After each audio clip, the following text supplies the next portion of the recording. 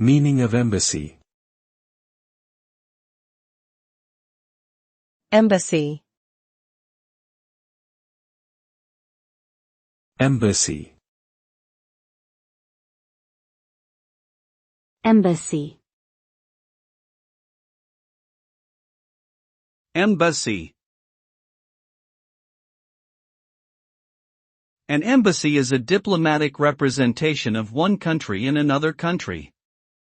Embassies serve as the official channels for communication and negotiation between two sovereign states. They are also responsible for promoting their country's interests, protecting their citizens abroad, and issuing visas and travel documents. Embassies are typically located in the capital city of the host country and are headed by an ambassador. Embassy staff include diplomats, consular officers, and administrative personnel. Overall, embassies play a crucial role in maintaining international relations and promoting cooperation between nations.